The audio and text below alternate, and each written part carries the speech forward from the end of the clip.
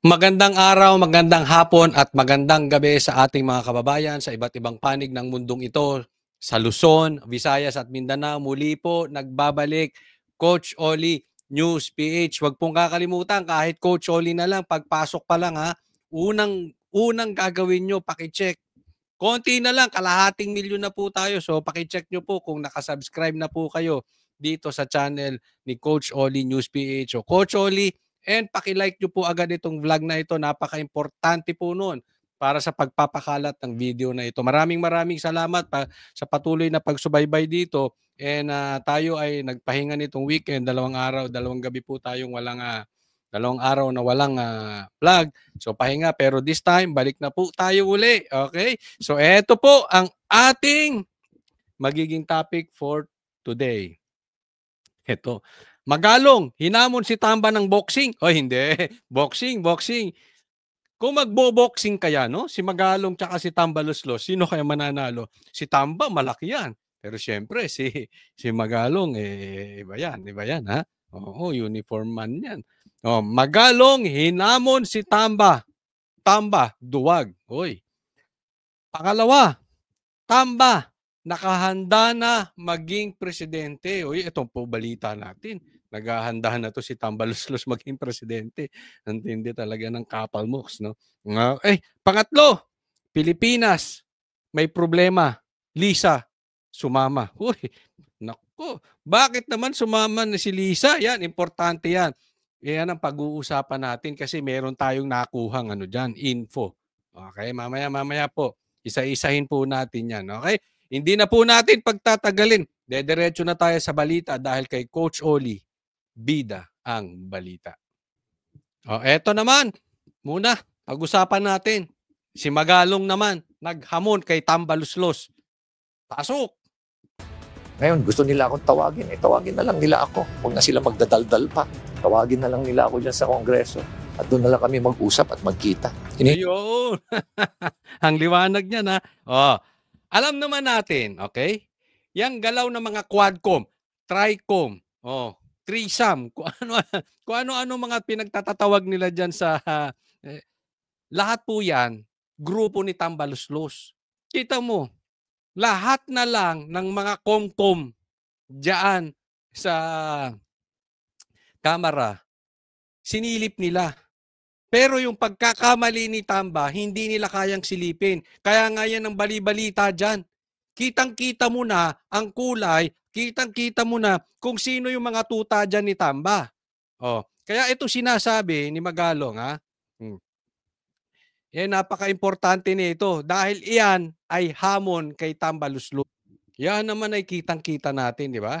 Lahat ng galawan dyan, hindi po pwedeng walang approval ni Tamba Luslos. Kaya itong hamon ni Magalong, patawag nyo na lang ako, wag na kayong puro daldal.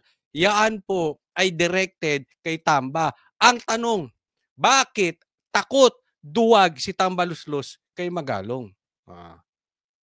Ngayon, gusto nila akong tawagin. Tawagin na lang nila ako. Huwag na sila magdadaldal pa. Tawagin na lang nila ako dyan sa Kongreso. At doon na lang kami mag-usap at magkita. Hinihintay ko nga yung kanilang notice at yung kanilang summon. Iginiit ni Magalong na dapat siyang ituring na resource person, hindi akusado sa anumang pagdinig sa Kongreso. Mayroon siyang malawak na alam sa sistema ng mga pagdinig at gusto niya na diretsuhang usapan.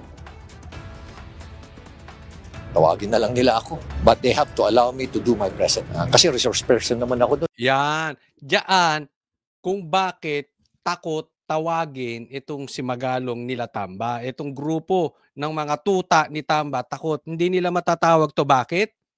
Resource person eh. Diyan pa lang, inuuna na ni Magalong, marami akong ipapakitang ebidensya. At ayaw nilang masilip sila. Ano naman kayang ipatawag niya mga quadcom na yan, mga vloggers lang. Di ba? Pero pag pagsasalitain mo na sila, duwag yan. Takot yan. Sip-sip kay Tamba Luslos yan eh. Ang gusto lang ng mga congressman na yan, yung mga quadcom na yan, dahil sila lang ang magsasalita. Yung resource person, ginagawang parang convicted agad. Hindi bilang a resource person o makakapagbigay ng ebidensya para in aid. Yan ang ano niyan eh. Yan naman ang talaga para imbestigahan in aid of legislation. Diyan po sila takot. Takot sila sa kayang magsalita na maraming ibibigay na ebidensya. Kaya hamon natin kay Tambaluslos, ipatawag nyo si Magalong nang matapos na po ito. Hindi naman ako accused dun. Huwag nila akong tratuhin na accused ako dun. They have to treat me as a resource person. Besides, ilang beses naman na ako humarap dyan sa congressional hearing na yan. Alam ko na yung sistema nila dyan. Alam ko na rin yung pagka-standing nila dyan. Basta importante lang, diretsuhan lang usapan dyan. Hanggang dyan lang naman yung yung kongreso na yung grandstanding. Sa katunayan, bubuo na naman daw sila ng Quadcom. Meron na naman silang bubuong grupo. Meron pang tinatawag na, ito yung mga baguhan. Ito mga batang bagong pasok. O, meron naman binubuo. Tingnan mo. Gusto nyo, pustahan tayo. Ang iimbestigahan na naman dyan, Duterte. Alam nyo kung bakit? Ito, alam naman ng lahat eh. Unless you are in denial. Si Tambaluslos may pangarap. Si Risa Ontiveros may pangarap. Ang problema nila, duwag sila kay BP Sara. Kaya lahat ng gagawin nila patungo sa Duterte. Patungo kay BP Sara. Bakit? Sabi nga ni BP Sara, etong si Tambaluslos, maliwanag naman yan. Ayaw niya ng kalaban. May kalaban ba siya nung naging congressman siya? Oh. Yan ang style niyan. Hindi niyan kaya ng one-on-one. Si Tambaluslos, parang si Torre. Ang gusto niyang kasama kalaban sa boxing, hindi. Walang kalaban. Maghahamon ng boxing, alam niyang nasa Singapore. Parehas duwag yan. Si Tambaluslos at si Torre, parehas duwag. Ayaw niya ng kalaban. Ayaw niya ng patas na laban. Oh, di ba? Kaya gusto niyan eliminate. Tandaan nyo itong sinasabi ko, yung bubuuin nila dyan, na Comcom na yan, kung ano mang pangalan yan, isa lang. Isa lang ang pakay niyan. Siraan si Sara. Ngayon, sila ang lumalabas ang baho. Sabi nga ni BBM, mahiya naman kayo. Alam mo yung flood control projects? Ang baho niyan. Kaya nagbaha-baha dahil sa kalat. At bukod sa kalat, mabaho yan. Bakit? May umaalingasaw. Kurakot galing sa kamera. Yan po ang sinasabi. Even yung ayu-ayuda na yan, 777, bakit hindi rin nila kayang patawag si Tiangco?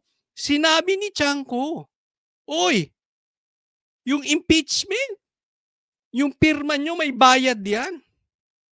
Sinabihan sila ni Tiangco, bakit hindi nila mapatawag? Bakit hindi nila maimbestigahan?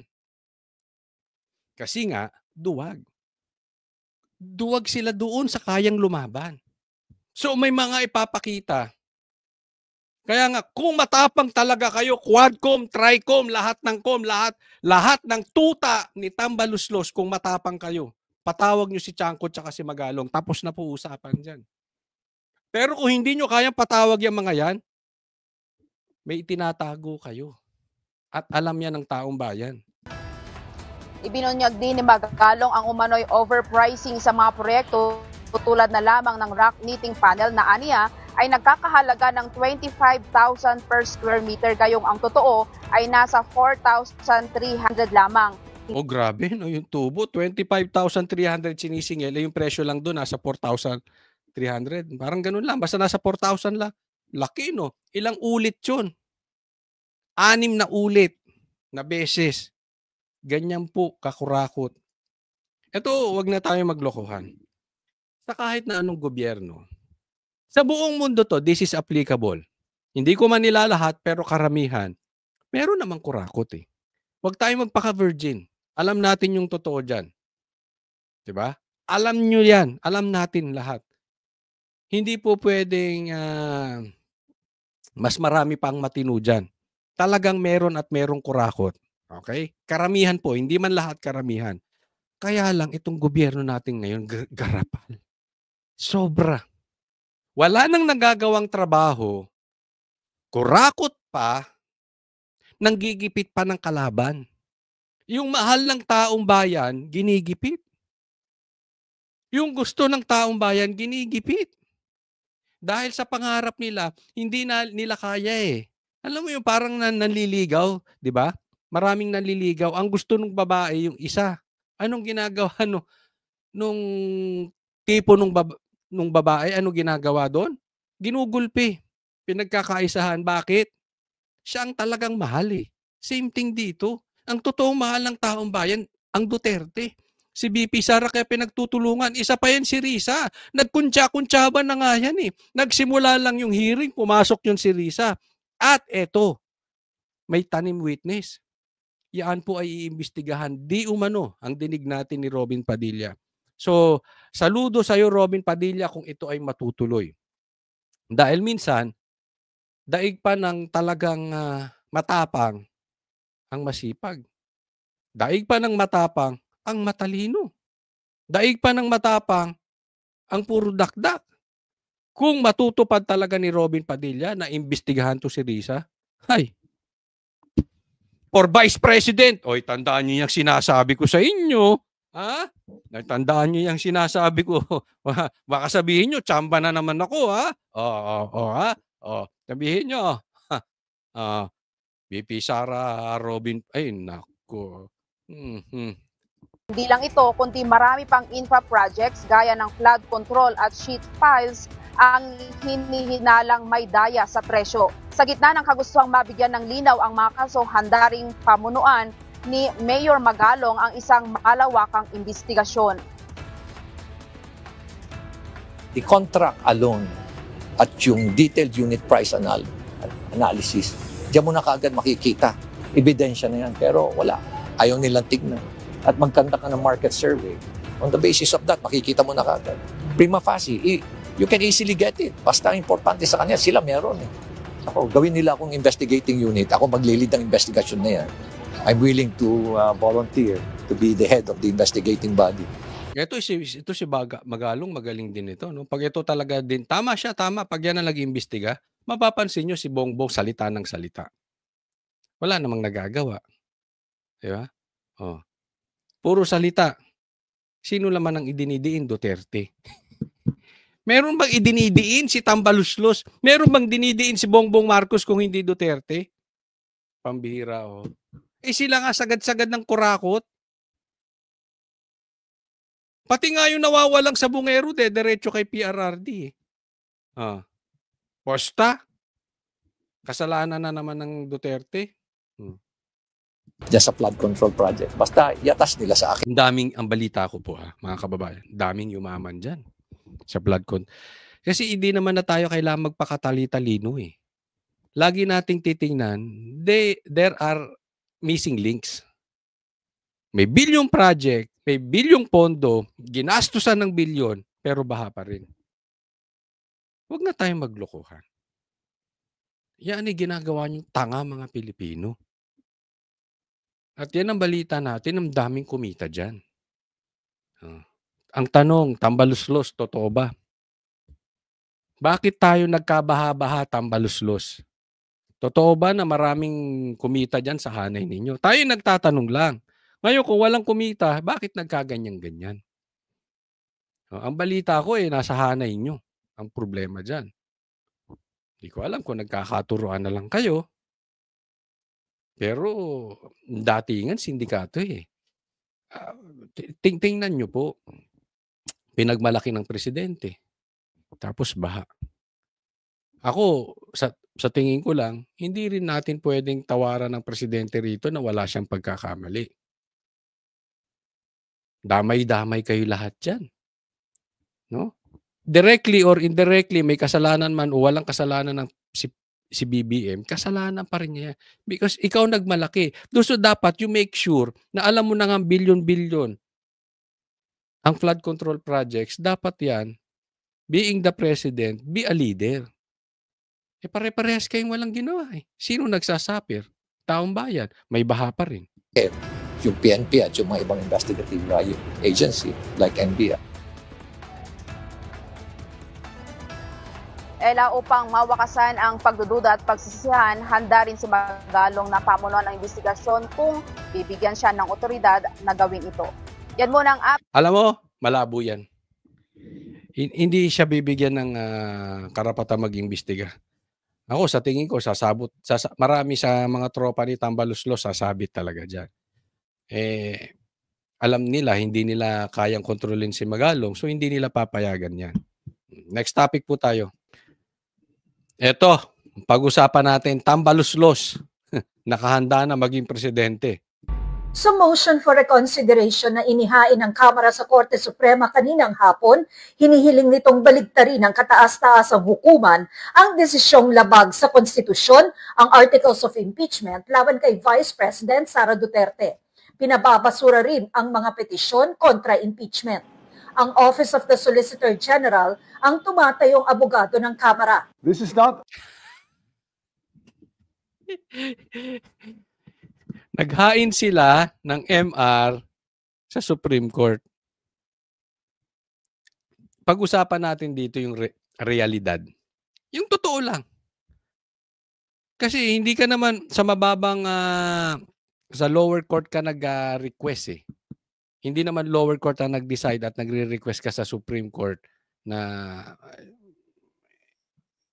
may gawin pa, no? Sabihin na lang natin na or sa ibang ahensya man lang, di ba? Kung iba. Kaya lang, ito po, ang nagdesisyon, Supreme Court na. Tapos maghahain ka ng ng MR sa Supreme Court din. Ano yung sasabihin ba ng korte na nagkamali sila? Sasabihin mo mismo ng Supreme Court? Sasabihin ba nilang tanga sila? Ay kung hindi ba naman talagang inutil to si Tambaluslos?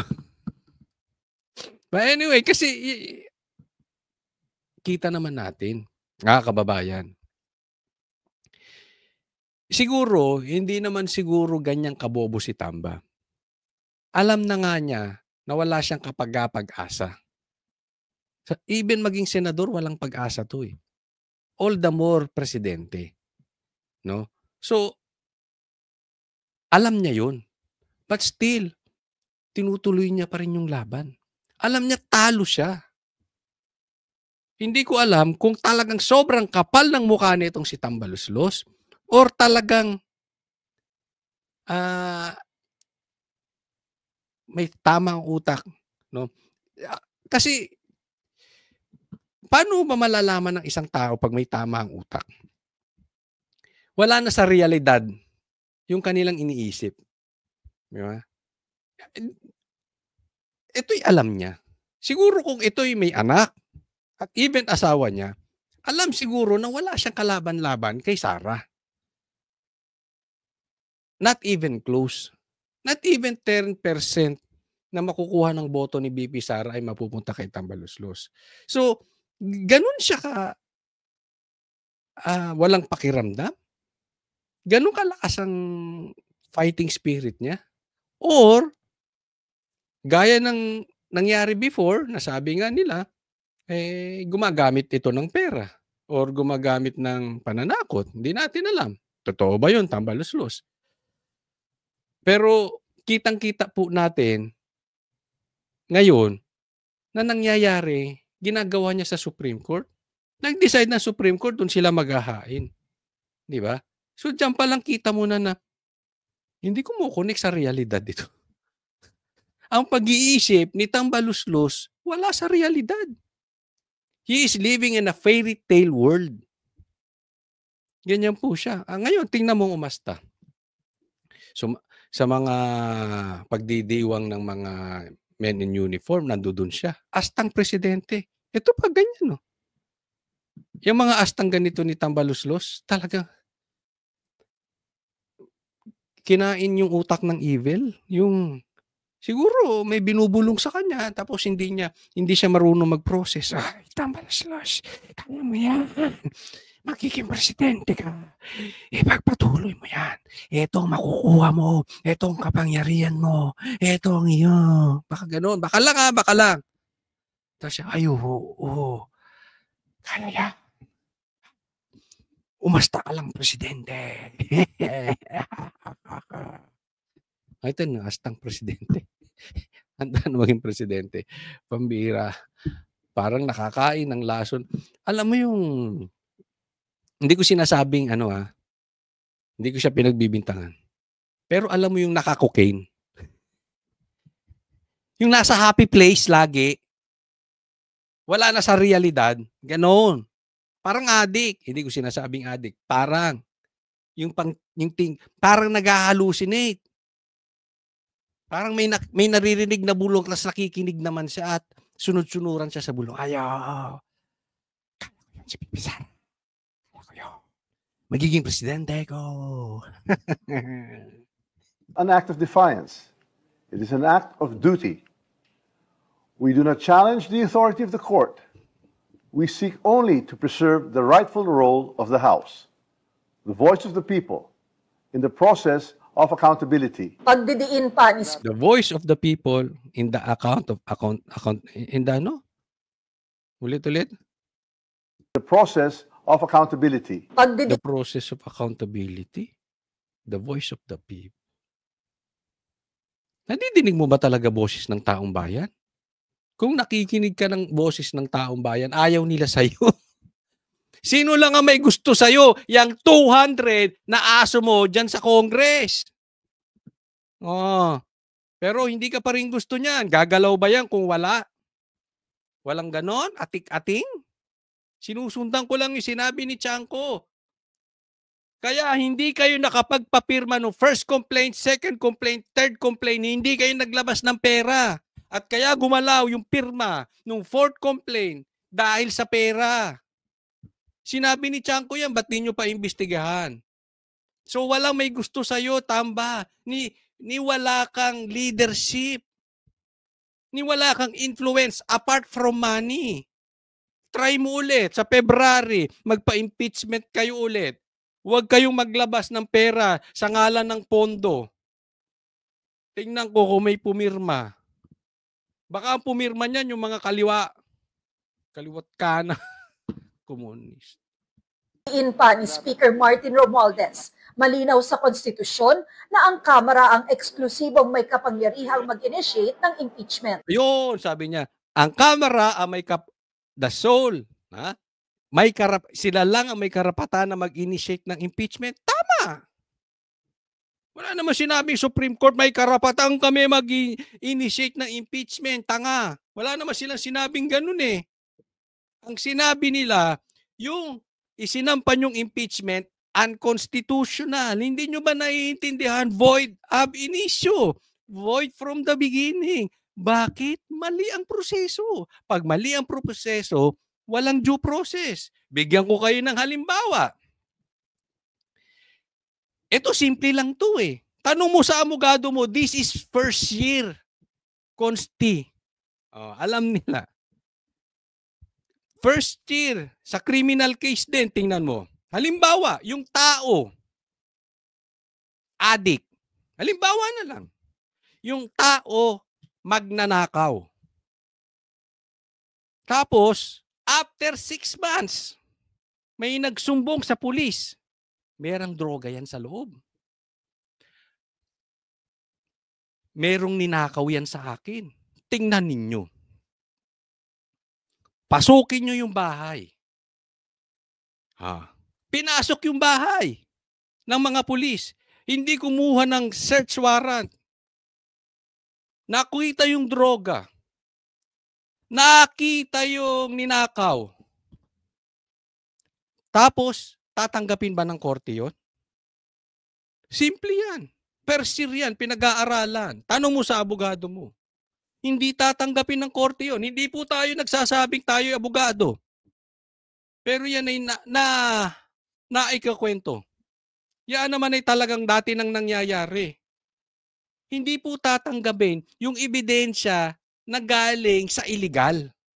Kasi hindi ka pwede basta na lang papasok sa bahay, kahit pulis ka pa, kahit totoo yung sumbong sa'yo, nang hindi ka kumukuha ng search warrant. Unless, kakayari lang, kunwari nag-snatch, ayan, pwede mo habulin. Pero after, doon sa example ko, 6 months na. Tapos pinasok mo, kahit totoong snatcher siya, kahit totoong addict siya. Bakit? Alam mo kung bakit, tambaluslos? Makinig ka. Tanong mo to sa abogado. Kasi, ang pinoprotektahan ng batas dito, yung fishing expedition. Pangalawa, yung due process.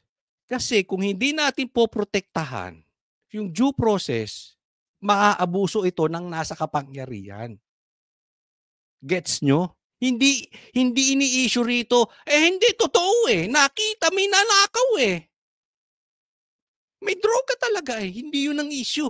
Ang issue dito, nakuha nyo ng mali. Pag nakuha nyo ng mali yung ebidensya, hindi acceptable sa korte. Tama or tamang-tama. Ganon din po dito. Hindi naman sinabi nung Supreme Court na guilty si Sara o hindi guilty si Sara. Pero yung proseso nyo mali. Hindi natin pwedeng tanggapin.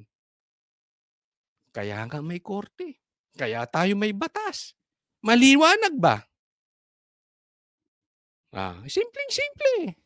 Nanindigan ng Kamara na sinunod lang nito ang konstitusyon at ang mga nagdaang desisyon ng Korte Suprema sa pag-impeach kay Vice President Sara Duterte. Nakasaad sa mosyon na iisang impeachment lang ang initiated laban sa bise at hindi apat. On February 5, 2025, the House transmitted the fourth impeachment complaint. Yan, ang issue nila, hindi naman apat, isa lang Isa lang ang sinubmit sa Senado. Exactly. Dapat, pag may nag-file ng complaint, gagalawin na. Tapos, dadalhin sa'yo sa opisina mo. Aaksyonan nyo. Yun nga, kaya nga unconstitutional Dahil hindi nyo ginalaw. Dahil hindi nyo pinagalaw. Hindi nyo inaksyonan. Nagigets mo na? Ang hirap nyo namang umintindi, tambaluslos Filed and signed by 215 members to the Senate. Hindi yun yung issue. Hindi issue yung Actually, may issue pala doon. Yung issue ni Chanco na yung sumayin, may natanggap na pera. But hindi yun ang issue ng Supreme Court. Ang issue nila, mali. So hindi natin paboran, hindi pwedeng paboran ng korte o ng batas ang isang pagkakamali dahil magagamit ito na ang nasa kapangyarihan abusuhin yung kanilang power. That is the main reason kaya tayo may proseso. Para walang abusado, tamba. Naiintindihan mo yun, tamba? Nagigil ako sa picture.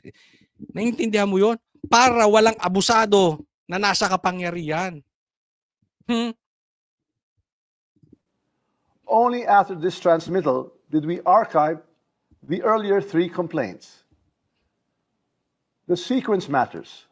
It proves there was only one valid initiation, not four. Iginiit din ng Kamara na walang nakasaad sa konstitusyon na kailangang pasagutin ng Kamara si Vice President Duterte bago i-transmit ang Articles of Impeachment sa Senado. Sa impeachment trial, anya, dapat sagutin ng bise ang mga alegasyon tulad sa mga nakaraang impeachment. In all past impeachments, the trial and the right to be heard take place in the Senate. Ako pagka pinapakinggan ko to sila tambaluslos. Pagpapakinggan mo pagpapakinggan mo to si tambaluslos. Parang pinapakinggan mo si Claire. Yung parang si Claire pag pinakinggan mo parang ang linis-linis. Ang linis-linis ni Bongbong Marcos, walang kasalanang nagawa sa balat ng Pilipinas. Parang siya ang pinakamagaling na presidente. Ito rin naman si Tamba. Pag pinakinggan mo siya at hindi ka pag-gullible ka, wow. Concerned siya sa taong bayan. Ang linis niya. Wala siyang korupsyon, wala siyang nilagyan para pumirma, wala siyang kickback sa ayuda, wala siyang motibo kung hindi pagsilbihan ng taong bayan, hindi nila minanipulate yung pagiging third seat nung kanyang asawa, yung mga ganun. Parang ang linis, no? Ang linis. To invent new rules now and apply them retroactively is not just unfair, it is constitutionally suspect. Ayon sa Speaker, impeachable officials din ang mga mahistrado ng Korte Suprema at nang nagpataw ang mga ito ng bagong patakaran sa impeachment ni Vice President Duterte, tila naglagay rin ang Korte ng kondisyon para protektahan ang sarili nila. It puts itself in the dangerous position of writing conditions that may shield itself from future accountability. Yo, parang pinag-ano kayo, tinatakot kayo, Supreme Court. Hoy, kayo, Supreme Court. Impeachable din kayo. Pag kami naghain dito ng impeachment, yari kayo. So better act on this MR or you will be impeached. Parang ganun ang pinapalabas nito si Tamba. Tinatakot kayo, Korte? Tinatakot kayo, Supreme Court, ni Tambaluslos? Papayag kayo noon? Hindi nire-respeto ang separation of powers? Hindi nire-respeto yung pagka-Supreme Court nyo? May pananakot na kasama? Impeachable kayo, Supreme Court? Kasi ang punto niya dito, nag-apply daw ng bagong rules ang impeachment, ang Supreme Court sa impeachment na pinapahiwatig niya na kaya sila nagpasok doon ng panibagong rules. According to Tambaluslos, alam mo naman ito, pag nagsalita ito, kala mo kalinis.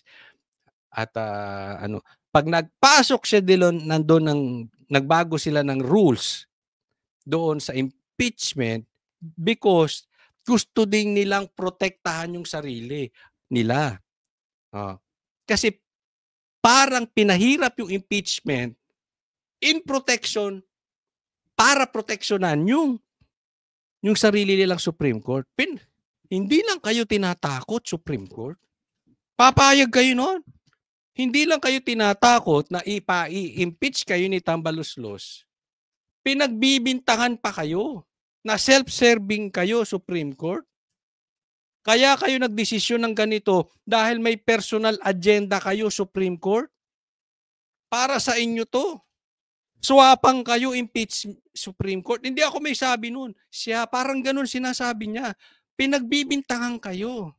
Yung decision nyo is for you alone in Supreme Court. Ganun ang punto nitong mama na ito. Masama talaga ang tabas ng dila. Samantalang hindi niya kayang sagutin si Tiangco. Samantalang ayaw nilang tanggapin yung hamon ni Magalong. Masama ang tabas. Ha? Ano sinisilip nila yung confidential ni BP Sara? Tanungin kita, Tambaluslos, sino ang mas mataas ang confidential funds? Ikaw o si BP Sara? Tanong lang. Tanong ko rin, sino mas mataas ang confidential funds? Si BP Sara o si Bongbong Marcos? Tanong lang din. Bakit lahat sinilip nyo? Ay, si Sara sinilip nyo, yung iba hindi nyo masilip. That is not how checks and balances work. Nilinaw ng Speaker na hindi layo ng Kamara na pangibabawan ng Korte Suprema. Gusto mo, Tamba, pustahan para tayo lang kung mananalo kang presidente o hindi. O vice president. Hindi ka mananalo, oy. Huwag kang ambisyoso. Protektahan ang proseso sa accountability. Because if impeachments can be blocked by misunderstood facts or rules made after the fact, then accountability is not upheld, it is denied. Maging ang Philippine Constitution Association, hiniling sa Korte Suprema na i-review ang facts o impormasyong pinagbasehan nito ng desisyon. Ayon sa grupo, sinubukan ng Korte Suprema na alamin ang facts sa kaso, gayong ang trabaho nito ay i-interpret ang batas. Ano ang ginawa ng Supreme Court? Hindi in-interpret yung batas. In-interpret nila kung tama ba yung 4 na complaint. Anong sabi? Hindi. Unconstitutional. Sino ba nag-i-interpret ng batas? Yung Supreme Court o si Tambaluslos? Lumalabas ngayon ang nag-i-interpret nga si Tambay. Hindi ba? Simple-simple. Lumalabas to. Parang ang gusto niya, Huwag kayong makialam sa amin, Supreme Court. Amin to. O sino nag-i-interpret ng batas? Supreme Court o si Tambaluslos? Tamba rin ng PhilConsa sa 7 bagong patakarang ipinataw ng Korte Suprema sa Kamara sa impeachment na labag daw sa konstitusyon. Nirerespeto naman ng mga abogado ni VP Duterte ang mga panawagang ito, maging ang paghahain ng MR ng Kamara. Maghahain daw sila ng kanilang komento ukol dito sa tamang panahon. Para sa GMA Integrated News, Tina Pang... Alam mo, ito lang, simple lang naman yan. Ha? Aglet, alisin muna natin. Simple lang naman yan eh. Tambaluslos, pag busted, dapat tanggapin mo na yung katotohanan. Talo na kayo eh. Kung hindi mo kaya, sa may pagkalalaking laban, si BP Sara, be a good loser. Hindi mo kaya eh. Better luck next time. Ayusin mo yung probinsya mo. Payamanin mo yung probinsya mo. Linisin mo yung probinsya mo katulad ng ginawa sa Davao. Baka magustuhan ka na tao. Pero napaka-insecure mo na tao na yung naihahambing ko to sa isang lalaki na pinipilit niyang gustuhin siya ng babae na ayaw naman sa kanya. Busted. Hirit pa rin ng hirit. Tapos pagaganahin yung kapangyarihan at pera. You are a loser. Tambaluslos. Next topic po tayo. Eto, pag-usapan natin. Ako, matindi ito. May balita po tayo dito. Delikado Pilipinas. Sumama si Lisa. Sumama si Lisa sa India. Delikado. Meron tayong naririnig na bulong-bulungan. Totoo ba to? Ay, pakinggan natin. Si PBBM para sa kanyang state visit sa India. Layo ng Pangulo na patibayin ang ugnayan ng dalawang bansa sa larangan ng depensa at ekonomiya. Narito ang agenda report ni Ivy Reyes. Bilang pagdiriwang sa 75th Diplomatic Relations ng Pilipinas at India, umaasa si PBBM para sa isang productive na state visit from August 4 to 8. Ang nangunguna sa agenda ng Pangulo, Defense, Economy at Science and Technology. Ayon sa Pangulo, nagkakasundo ang India at Pilipinas sa napakaraming bagay. Isa na riyan ang pagrespeto sa international order. Our two countries share several core interests, such as our democratic ideals, our respect for basic freedoms, and the preservation of a rules-based order in the international arena. Our geostrategic position as coastal states that border the busiest international trade routes and critical sea lanes of Ayan na sinasabi ni Bongbong. Meron po tayo naririnig dito na medyo problema. Ang pagpunta raw niya dyan ay tungkol sa defense at economy. Meron tayo naririnig, hindi ko pa ma-confirm kung ito ay may katotohanan. Pero kung ito ay may katotohanan, medyo may problema tayo. Maalala po ninyo, alisin muna natin dito si Maalala po ninyo na si Bongbong Marcos nagpunta ng Amerika. At puro kahihiyan po ang nangyari. Puro kahihiyan po ang naidalot. Alam mo, yung ininsulto rin si BBM eh. Zero tariff ang Amerika, tapos tayo 1%. Ay, 1% lang ang naitawad natin. 19% tayo. Tapos, tinawag pa ni Trump na magaling na negotiator si Bongbong Marcos.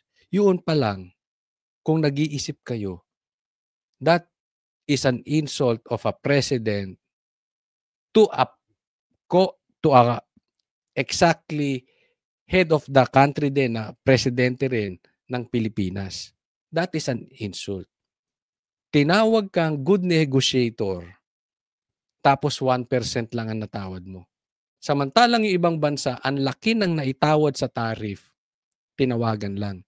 Ikaw pinapunta dyan, pinakain ka, pinatira ka doon sa kanilang, yung isang hotel nila doon nakatabi ng White House, tapos 1% lang naitawad mo. Yung pagtawag ni Trump na ganun, sarcastic po yun. That is an insult, not only to the president, but to the country, the Philippines. iniinsulto pa tayo na bobo. Mababa ang tingin namin sa inyo. Pupurihin ka namin. Di ba? Yun eh, di ba? Simpleng-simple yun eh. Yung halimbawa doon sa grupo nyo, meron yung hindi pinakagwapo, sabihin na lang natin ganun.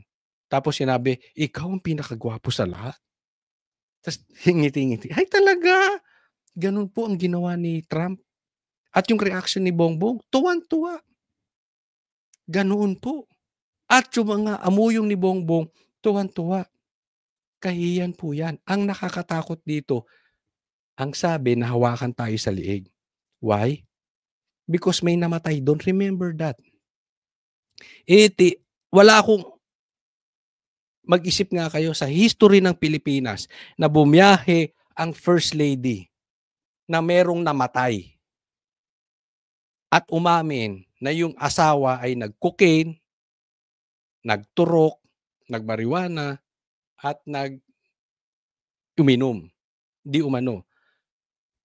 Ang sabi, hindi naman part ng entourage. Pero yung asawa, yung babae na umamin, part ng entourage, tinanggal nyo na ba? O nakaposisyon pa rin? Only in the Philippines. First time nangyari sa Pilipinas na may namatay. Kaya nga ang sabi, kaya nakuha ni Trump ang gusto niya sa Pilipinas at hindi pa natin alam kung anong kondisyon meron dyan. Kaya, dahil doon sa namatay, kaya ganyan na naging transaction nila. Yan po ay nakakatakot. Yan po ay nakakahiya sa bansang Pilipinas. Talagang nainsulto po tayo doon, nayurakan po tayo. And now, pumunta ng US si Bongbong, di ba? Hindi sumama si Lisa. Ngayon, sumama si Lisa sa US. Anong meron? Bakit si Lisa hindi sumama sa US? Bakit si Lisa sumama ngayon sa India? Yan ay malaking isipin para sa taong bayan na may katotohanan na talagang may sabit si Lisa sa Amerika. You will not consider going to India without going to US. At yung lakad ni Lisa ay biglaan, di ba? Ay yung lakad ni Bongbong ay biglaan. Hindi po ganun magpatawag. Nakaplano yan. Sabi nga, even 6 months o even 1 year ang pagpapatawag ng head of state. Basta na lang biglang lumakad si Bongbong at hindi kasama si Lisa. Ngayon, lumaki yung usapin na may katotohanan na di umano ay walang magawa si Bongbong. Kasi nga yung hindi pagsama ni Lisa, it confirm na baka mamaya hindi na siya makauwi ulit. Baka mamaya i-hold siya ron. Baka mamaya imbestigahan siya ron. Okay? Hindi po natin sure kung gagawin niya ng Amerika. Pero something is missing. Laging sumasama si Lisa. Sa katunayan, sumama nga ngayon sa India. Tapos, yung pinaka-importanting lakad ni Bongbong Marcos sa kanyang presidential career ay itong meet-up nila kay Trump. Wala nang mas iimportante pa ron. Ngayong presidente siya, sa lakad niya outside the Philippines, kung hindi ito. And yet, hindi doon sumama si Lisa. Yung pinaka-importante, hindi sumama si Lisa. Na-hostage ba tayo? Tayong mga Pilipino ang na-hostage? Hindi, tatanong lang tayo. Hindi po natin pinagbibintangan si Lisa. But we are still waiting for explanation on this. Bakit? Inaantay ng taong bayan yan. Bakit? Hindi ka sumama ng Amerika. At ngayon sa India, sumama ka. Bakit hindi nyo harapin yung taong bayan? Yan naman ang hinihingi nila eh. Harapin nyo ngayon. Pinag-uusapan na naman yan, defense and economy. Nasa labas na naman ng bansa si Bongbong Marcos. Ano na naman ang kahihiyan? Sabi nga ng iba, Coach, baka may mamatay na naman dyan. Tapos sasabihin lang nila, wala sa entourage. Tapos ang sasagot lang, si Claire. Tapos sasabihin nila, ida-downplay lang nila. Tapos meron na namang ibang balita. Meron namang maghahamon na pulis sa mga Duterte ng boxing. Para ilihis ang usapin. Baka lang naman, ha? Mag-iingat po kayo.